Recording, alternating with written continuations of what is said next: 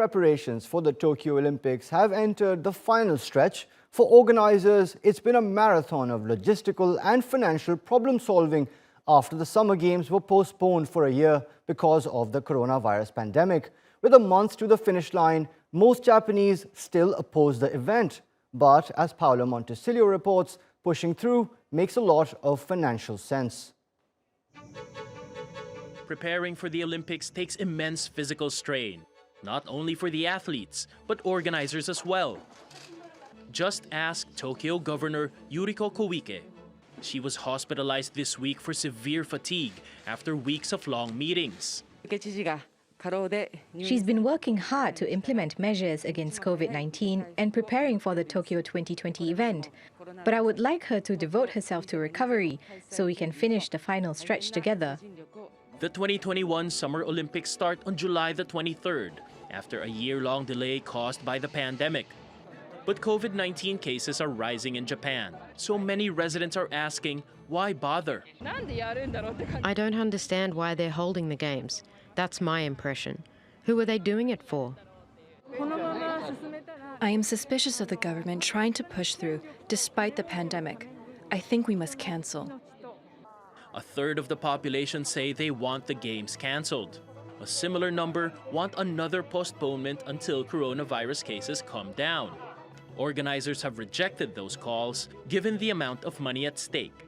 Scrapping the games would mean Japan's $15.4 billion investment as host would go to waste. The country has spent an extra $2.8 billion in the past year alone on renegotiating contracts and measures to combat COVID-19. The International Olympic Committee would also have to refund $4 billion to broadcasters. That's 2/3 of the Games' revenue. Companies like Coca-Cola and Toyota would also get back the $2 billion they paid as major sponsors. That's not to say that the Games aren't already taking a major financial hit. Foreign spectators are banned, and this week, organizers say they'd cap fan attendance at 10,000 people, or 50% of a venue's capacity. More than 3.6 million people have tickets to watch. That number will have to be trimmed by around 900,000 through a lottery. We will need to carry out lottery on tickets that have already been sold. For ticket holders who had been looking forward to watching, we express our sincere apologies. Officials say they originally expected $800 million in ticket sales. The new limit will cut that in half, but that's a small sacrifice to ensure both athletes and profits stay safe. Paolo Montesilio, TRT World. And Paolo joins me on set for more. So Paolo, you mentioned Coca-Cola and Toyota in your report. Which other brands are betting big on the Olympics?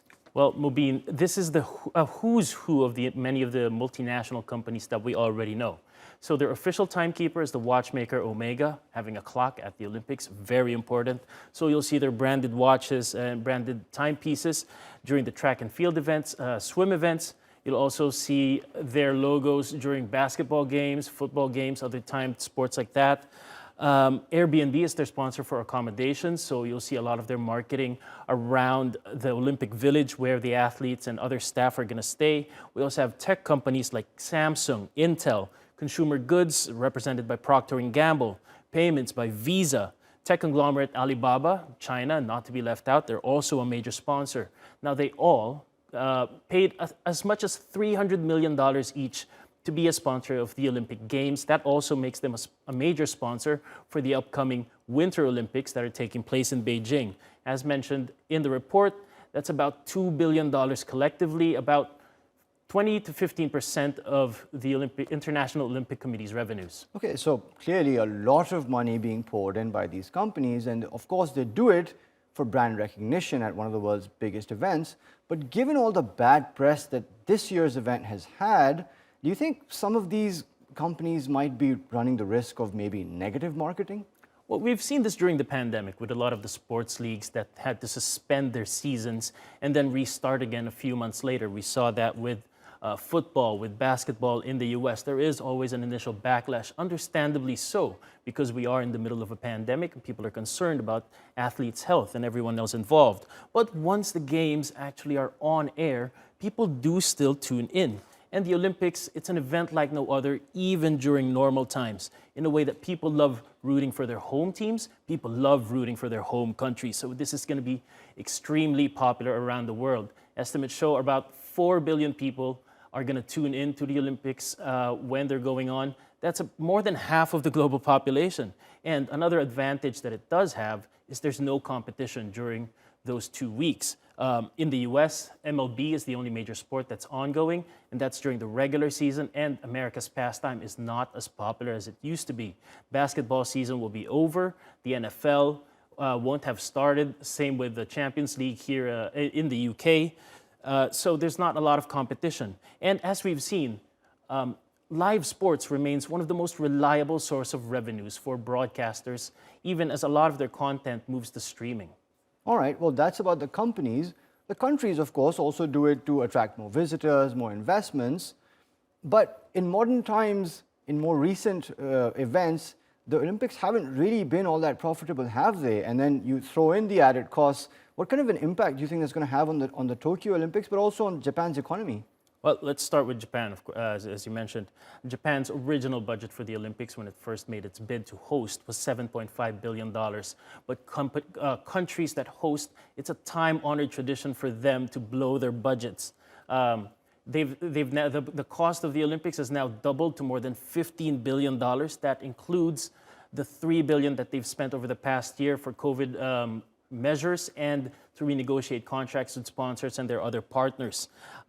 There's also $1 billion in ticket sales that the Japanese economy is about to lose. There's also $1 billion in business that restaurants are not going to have, hotels are not going to have because of the restrictions on fan attendance. Of course, we know that the Olympics, they have banned foreign fans from attending these games in Tokyo. Now, since 1960, the average cost overrun for a city is 172%.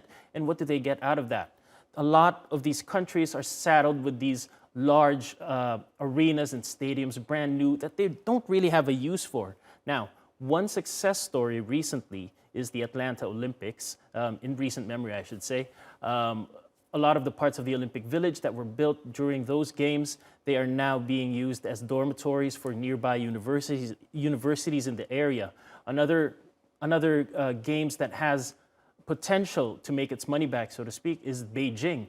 They hosted in 2008. They're hosting the Winter Olympics next year. So they're just reusing a lot of the facilities that were built during that time.